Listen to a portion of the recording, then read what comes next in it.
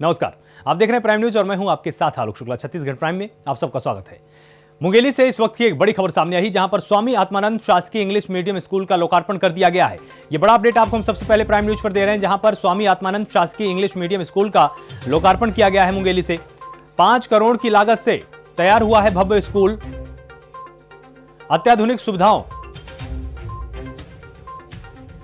से लैस है ये प्रदेश का मॉडल स्कूल। आपको बताएं कि अत्याधुनिक सुविधाओं से लैस है प्रदेश का मॉडल स्कूल।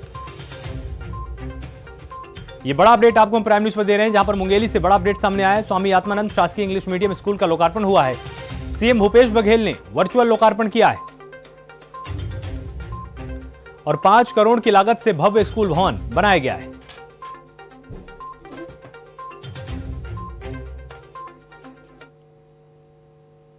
वहीं बेमेतरा में केंद्र सरकार के 7 साल पूरे होने पर जहां बीजेपी अपनी उपलब्धियां गिना रही है, वहीं कांग्रेसी उनकी नाकामियों पर सवाल खड़े कर रहे हैं।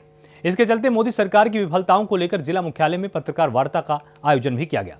प्रेस कॉन्फ्रेंस में आवश्यक दस्तावेज भी कांग्रेस के प्रस्तुत किए गए हैं और इस दौरान विधायक कार्यालय पर कांग्रेस के नेता और कार्यकर्ताओं ने प्रेस वार्ता कर केंद्र सरकार के ऊपर जमकर निशाना भी साधा है। तो कांग्रेस ने केंद्र सरकार पर निशाना साधा और प्रेस कॉन्फ्रेंस में तमाम सरकार की विफलताओं को गिनाया गया। यह कहा गया कि केंद्र सरकार सिर्फ झूठ बोलने वाली सरकार है।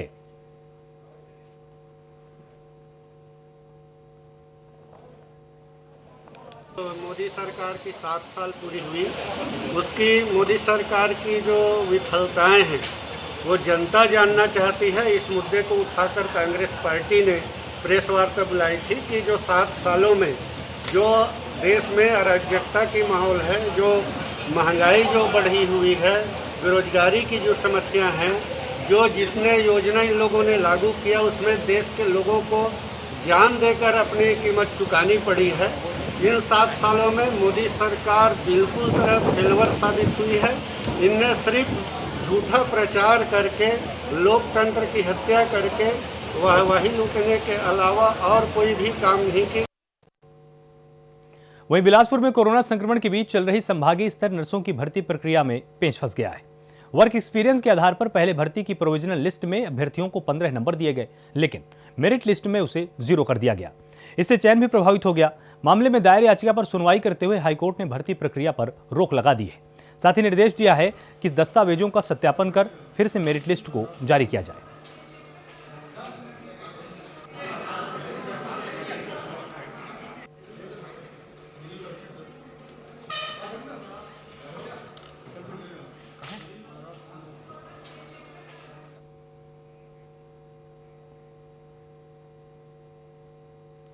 कबीरधाम में ब्लॉक कांग्रेस कमेटी बोडला के अध्यक्ष पीतांबर वर्मा ने प्रेस कॉन्फ्रेंस का आयोजन किया है।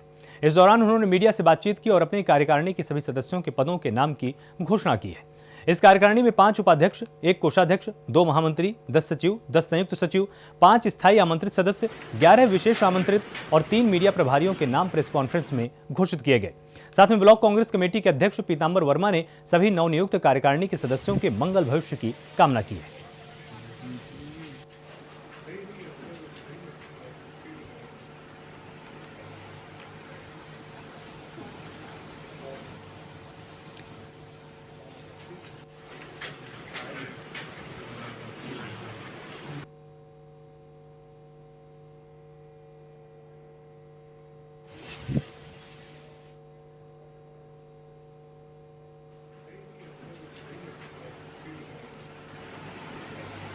आज माननीय छत्तीसगढ़ प्रदेश कांग्रेस कमेटी के अध्यक्ष मोहन मरकाम एवं कोरोना हमारे क्षेत्र के विधायक एवं मंत्री माननीय अकबर भाई के निर्देशन में जिला कांग्रेस कमेटी के अनुमोदन के पश्चात आज ब्लॉक कांग्रेस कमेटी का पार्टी का गठन जो किया गया है, पार्टी ब्लॉक कांग्रेस कमेटी का जो कार्यकारिणी है उसका आज विधिवत घोषणा किया जाता है।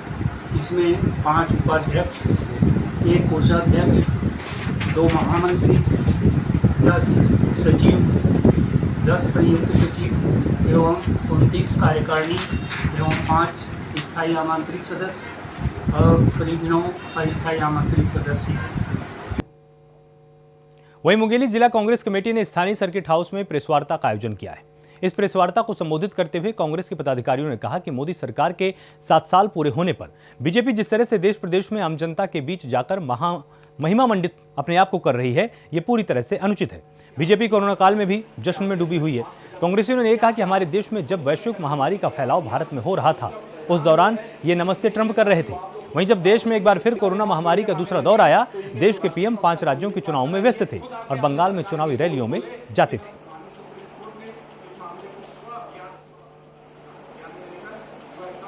माहौल को इन्होंने दूषित करने का प्रयास किया है कि जिसकी कोई कल्पना नहीं कर सकता। आज देश में मीडिया का आप देख लीजिए, सरकार के खिलाफ बोलिए, लेकिन तत्काल क्या उसका परिणाम होता है। तो कहने का मतलब हर मोर्चे पर आपको ये काम नहीं कि आपको ये आवश्यकता है। प्रदेश कांग्रेस कमेटी के निर्देशानुसार इनके 7 साल में किस तरह से संसदीय ढांचे को कुठाराघात किया गया है, किस तरह से राजनीतिक लाभ के लिए धर्म और जाति का कैसे उपयोग किया जाए, ये इन्होंने किया। बेरोजगारी का आप हाल देख लीजिए, 46 साल के इतिहास में 46 साल, पिछले 46 सालों में सर्वाधिक बेरोजगारी के दौर से भारत गुजर रहा है। कोरोना में पूरी तरह सरकार असहाय साबित हुई है। अंतर्राष्ट्रीय स्तर पर भारत के छवि पर कुठाराघात हुआ है। तो कहने का मतलब जो ये राष्ट्रवाद के नाम पर ये जो खोखला ये 7 वर्ष जो इनका बीता है, उसको आम जनता तक पहुंचाने के लिए हम लोगों ने आज प्रेस कॉन्फ्रेंस, प्रेस वार्ता हम लोग बुलाए थे और इसमें हम लोगों ने जो उनके संकल्प पत्रों की भी याद दिलाई। 22 बिंदु का जो उनका संकल्प पत्र था, उस संकल्प पत्र आज किस स्थिति में है, किस गिरी हुई स्थिति में है, उसको याद दिलाने के लिए, आम जनता तक पहुँचाने के लिए हम लोगों ने प्रेस वार्ता का आयोजन। वहीं देश में बढ़ती महंगाई को लेकर छत्तीसगढ़ कांग्रेस ने केंद्र सरकार के खिलाफ मोर्चा खोल दिया है। रायपुर में पीसीसी चीफ मोहन मरकाम ने प्रेस कॉन्फ्रेंस कर मोदी सरकार से 7 सवाल पूछे हैं। उन्होंने पेट्रोल, डीजल, रसोई गैस, कोरोना महामारी में सहायक दवाइयों पर दाम बढ़ाने का केंद्र सरकार पर आरोप लगाया है। पीसीसी चीफ मोहन मरकाम ने कहा कि एक तरफ तो महंगाई बढ़ी, दूसरी तरफ मोदी सरकार के आर्थिक कुप्रबंधन के चलते लोगों की कमाई घटी है और व्यापार व्यवसाय तबाह हो चुके हैं।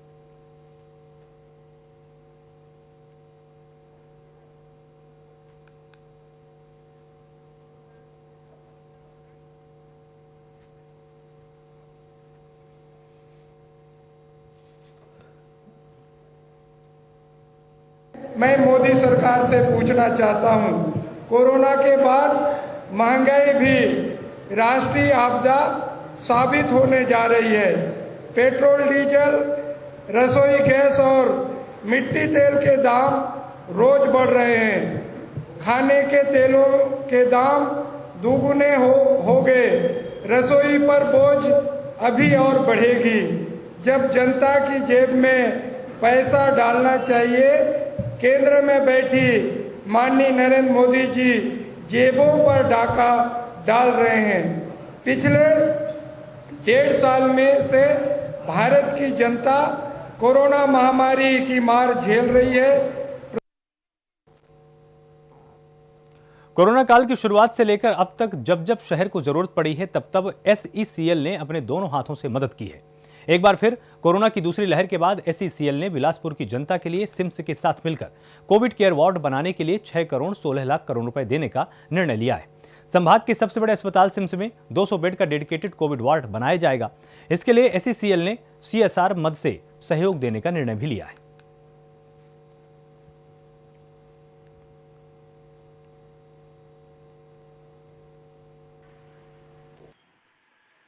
प्रांत छत्तीसगढ़ के सबसे बड़े सरकारी हॉस्पिटलों में से एक सिम्स बिलासपुर का योगदान हम जानते हैं कि कोरोना के दोनों वेव जो फर्स्ट और सेकंड है उसमें सराहनीय रहा है। संस्थान के द्वारा तथा जिला प्रशासन के द्वारा SECL से इस संबंध में सहयोग की अपेक्षा थी कि इस सिम्स में एक समर्पित डेडिकेटेड जो है कोविड वार्ड बनाया जाए 200 बिस्तरों का।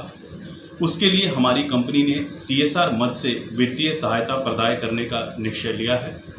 यह 200 बिस्तरों का कोविड केयर वार्ड होगा, जो कि वर्तमान में संस्थान में संचालित हो रहे आइसोलेशन वार्ड तथा सर्जिकल वार्ड के को जो है रिनोवेट करके तब्दील किया जाएगा इसको कोविड केयर सेंटर के रूप में। नारायणपुर में अब नक्सल क्षेत्रों में पुलिस कार्रवाई को लेकर सत्ता पक्ष के विधायक ने आरोप लगा दिया है। नारायणपुर से कांग्रेस विधायक चंदन कश्यप ने कहा कि ग्रामीणों को घर से पुलिस जबरदस्ती ले जाकर नक्सली घोषित कर देती है, तो पुलिस की कार्रवाई पर कांग्रेसी विधायक भड़के हुए हैं। कांग्रेस विधायक ने चंदन कश्यप ने यहां पर गंभीर आरोप लगाए हैं। उन्होंने कहा कि ग्रामीणों को नक्सली पुलिस के द्वारा बता दिया जाता है।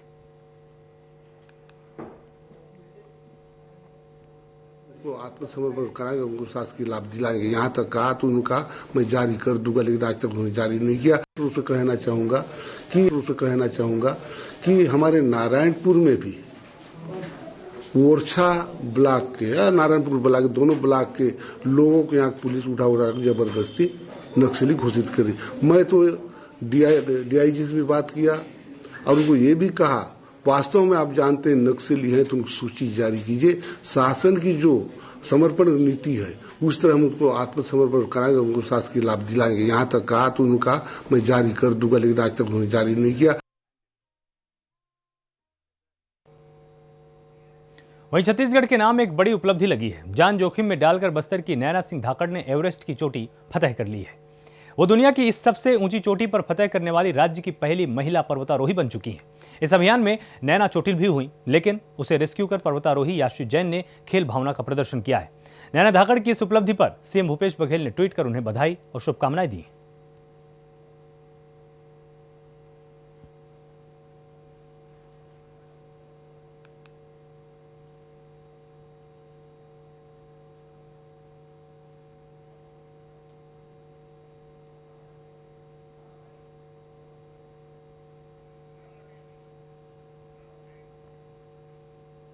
वहीं बेमेतरा में कोरोना संक्रमण में गिरावट आने के बाद धीरे धीरे विभिन्न क्षेत्रों में इसको अनलॉक किए जाने की प्रक्रिया शुरू हो चुकी है। इसके साथ ही यात्री बस संचालकों ने यात्री बस सेवा भी शुरू करने की बात कही है। कोरोना वायरस संक्रमण के चलते बीते तकरीबन 1.5 माह से पूरे जिले की सारी व्यवस्थाएं ठप पड़ गई थी। हालांकि इस दौरान यात्री बस का संचालन बंद नहीं हुआ था, लेकिन यात्रियों की संख्या पर्याप्त नहीं होने के चलते यात्री बस सेवा को बंद कर दिया गया था। अभी बीते सप्ताह से कोरोना वायरस के मरीजों की संख्या जिले में धीरे धीरे न केवल कम हो रही है, बल्कि स्थितियों में सुधार भी उल्लेखनीय रूप से होने लगा है। इसके कारण जनहित को ध्यान में रखते हुए धीरे धीरे अनलॉक इसको किया जाएगा। इस संबंध में बस संचालक ने बताया कि कोरोना वायरस की स्थिति में सुधार आने लगी है, चलते यात्री बस सेवा प्रारंभ की गई है।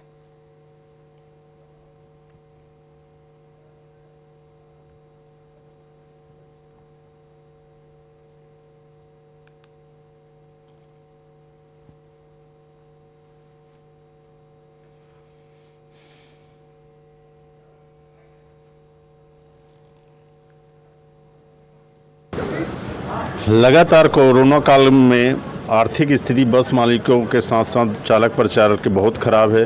किस्त देने में भी कठिनाइयां हो रही है और संचालन करने में भी कठिनाइयां हो रही है। बस तो भी जनता की सुविधा को देखते हुए आज से बस प्रारंभ छत्तीसगढ़ में हो गई है। कोरोना वैश्विक महामारी के बीच जहां एक और डॉक्टर लोगों की जान बचाकर फरिश्ते का काम कर रहा है, तो वहीं कई निजी अस्पतालों के डॉक्टरों द्वारा मुनाफा कमाने का काम भी धड़ल्ले से चल रहा है। बिलासपुर में भी ऐसी ही कई बार शिकायतें सामने आई हैं, लेकिन कार्रवाई अब तक नहीं हुई है। इसी को लेकर आज युवा कांग्रेस की टीम द्वारा कलेक्ट्रेट पहुंचकर कलेक्टर से शिकायत की गई। इसके अलावा उन्होंने आरोप लगाया कि कोरोना काल में स्वास्थ्य विभाग की अनदेखी के चलते जिले के कई निजी अस्पताल अपनी मनमानी कर रहे हैं और बिना इलाज या फिर कम इलाज के बावजूद भी गरीब लोगों को लंबा चौड़ा बिल थमाया जाता है।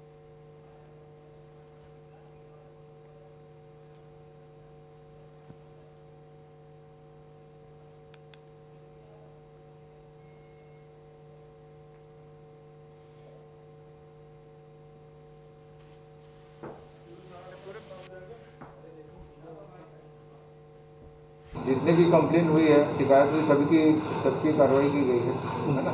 टीम बनाई गई हमारे द्वारा डॉक्टरों की। डॉक्टरों ने जाकर वहाँ जांच की है और जांच करके रिपोर्ट दी है। अभी उसका कंक्लूजन नहीं निकला है, उसके बाद रिपोर्ट आ जाएगी, उसके बाद हम जिसको देंगे।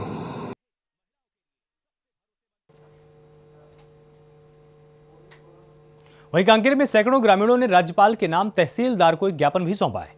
ग्रामीण 6 सूत्री मांग को लेकर एकजुट हुए और सरकार के खिलाफ नारेबाजी करते हुए अपना मांग पत्र तहसीलदार को सौंपा है।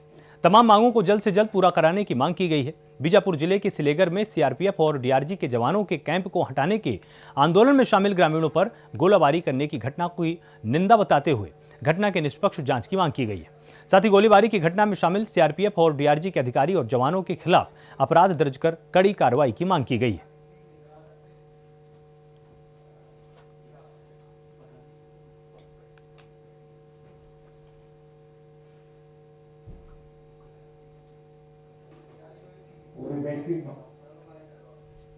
बताए हैं आज बस्तर में नहीं पूरे बस्तर जिले के संभव के अन्य जिलों में भी जैसे हमारे आदिवासी लोग जंगलों में आश्रित हैं, जैसे चार हो गया, मोहा हो गया, तो के लिए जाते हैं, बीनने के लिए जाते हैं, संघर्ष करने के लिए जाते हैं, तो उनके ऊपर भी कभी कभी नक्सली का केस लगाकर उनको मारा पीटा जाता है। केवल सिलगेरा नहीं है, अन्य क्षेत्र हमारे ये कोयलीबड़ा ब्लॉक हो गया, ये अंतागढ़ ब्लॉक हो गया, दुर्कुंदल ब्लॉक हो गया, इसमें भी इस तरह की घटनाएं होती रहती हैं। लेकिन यहाँ मीडिया या कुछ ऐसी घटनाएं होती हैं जो सामने नहीं आती हैं। वहीं रायपुर के केनरा में क्लोन्ड चेक के जरिए करोड़ों रुपए की धोखाधड़ी का मामला सामने आया है। पुलिस ने मामले में बैंक मैनेजर के साथ एक आरोपी को भी गिरफ्तार किया है। वहीं इस मामले में 2 आरोपी अब तक पुलिस की पकड़ से बाहर हैं। एसएसपी अजय यादव ने मामले का खुलासा करते हुए बताया कि रायपुर के केनरा बैंक से आरोपियों ने 3 करोड़ 60 लाख रुपए की धोखाधड़ी की थी। मामले में बैंक मैनेजर आलोक और आरोपी सुभाष हरिश्चंद्र काले को गिरफ्तार किया गया है। उनके कब्जे से 95 लाख और 35 लाख रुपए के 2 चेक बरामद किए गए हैं। वहीं जरूरतमंदों को ढूंढकर लाने वाले 2 आरोपी फरार हैं। एसएसपी यादव ने बताया कि आरोपियों के खिलाफ अन्य राज्यों में भी मुकदमे दर्ज हैं। दिनांक 24 मई 2021 को ग्रामीण बैंक लखनपुर के पास से एक प्रार्थी हैं ठुनूराम प्रजापति तुरना के निवासी हैं। ये बैंक आए हुए थे और बैंक से इन्होंने कुछ पैसे विड्रॉ किए थे। विड्रॉ करने के बाद जब बाहर निकले तो एक व्यक्ति, अज्ञात व्यक्ति था, जिसने बाइक से आकर इनके झोले सहित, जिसमें उनके पासबुक, आधार कार्ड वगैरह भी थे और साथ में पैसे भी रखे थे, इसको उन्होंने अज्ञात आरोपी ने लूट कर ले गया था, जिसकी हम लोगों ने उच्च अधिकारियों के निर्देशन पर लगातार घटना स्थल का टावर लोकेशन लेकर और संदिग्धों से लगातार पतासाजी हम लोग कर रहे थे। इसी दौरान हमको सूचना मिली थी कि लखनपुर निवासी दीपक इस मामले में संदिग्ध है और वर्तमान में ये अपने ससुराल में निवासरत है, जो कि लुंड्रा में है। धमतरी में दोहरे हत्याकांड का पुलिस ने खुलासा कर दिया है। इस हत्याकांड में एक आरोपी राहुल दिल्ली को गिरफ्तार किया गया है। हालांकि खुलासे से मृतक के परिजन संतुष्ट नहीं है। मृतकों के परिजनों का कहना है कि 2 लोगों की हत्या एक व्यक्ति नहीं कर सकता, घटना में 1 से ज्यादा लोग शामिल होंगे। वहीं मृतकों के परिजनों की मांग पर जिले के एसपी बीपी राजभान ने कहा कि हत्याकांड में जो साक्ष्य मिले हैं उसके आधार पर आरोपी को गिरफ्तार किया गया है। अभी मामले की विवेचना जारी है। हत्याकांड के सभी तथ्यों का बारीकी से अवलोकन किया जा रहा है। अगर मामले में कोई और साक्ष्य निकल कर आते हैं और कोई और आरोपी का पता चलता है तो पुलिस उसे भी गिरफ्तार करेगी।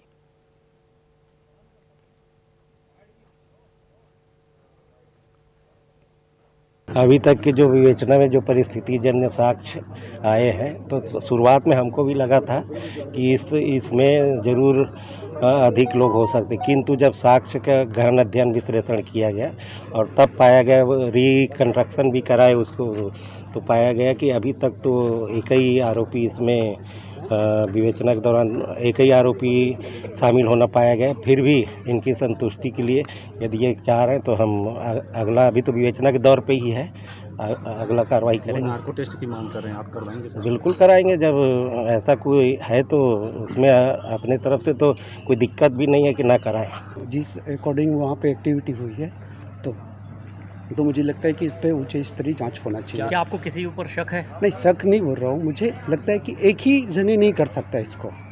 क्या और लगता है कितने लोग होंगे? और भी लोग होंगे और ये जांच का विषय है। कभी कुछ ऐसा बात सामने आया? नहीं, ऐसा कुछ भी नहीं था, कुछ भी नहीं था। आपको ऐसा क्यों लग रहा है कि एक नहीं हो सकते? क्योंकि मेरे भाई का हाइट जो है बहुत ज़्यादा था और उसकी बॉडी भी बहुत अच्छी थी, स्ट्रांग थी और बहुत सारी एक्टिविटी हुई है वहाँ पे, तो उसको लेकर लगता है मुझे कि एक जने का काम नहीं हो सकता ये।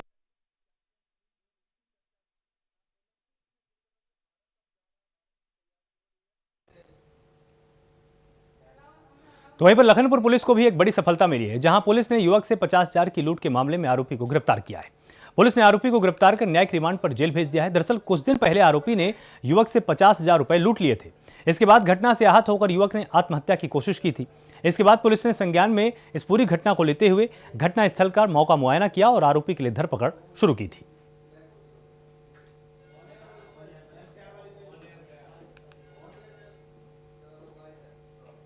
दिनांक 24 मई 2021 को ग्रामीण बैंक लखनपुर के पास से एक प्रार्थी हैं ठुनूराम प्रजापति तुरना के निवासी हैं। ये बैंक आए हुए थे और बैंक से इन्होंने कुछ पैसे विड्रॉ किए थे। विड्रॉ करने के बाद जब बाहर निकले तो एक व्यक्ति, अज्ञात व्यक्ति था, जिसने बाइक से आकर इनके झोले सहित, जिसमें उनके पासबुक, आधार कार्ड वगैरह भी थे और साथ में पैसे भी रखे थे, इसको उन्होंने अज्ञात आरोपी ने लूट कर ले गया था, जिसकी हम लोगों ने उच्च अधिकारियों के निर्देशन पर लगातार घटनास्थल का टावर लोकेशन लेकर और संदिग्धों से लगातार पतासाजी हम लोग कर रहे थे। इसी दौरान हमको सूचना मिली थी कि लखनपुर निवासी इस मामले में संदिग्ध है और वर्तमान में ये अपने ससुराल में निवासरत है, जो कि लुंड्रा में है। छत्तीसगढ़ प्राइम में फिलहाल इतना ही। आप लगातार जुड़े रहिए प्राइम न्यूज़ के साथ। नमस्कार।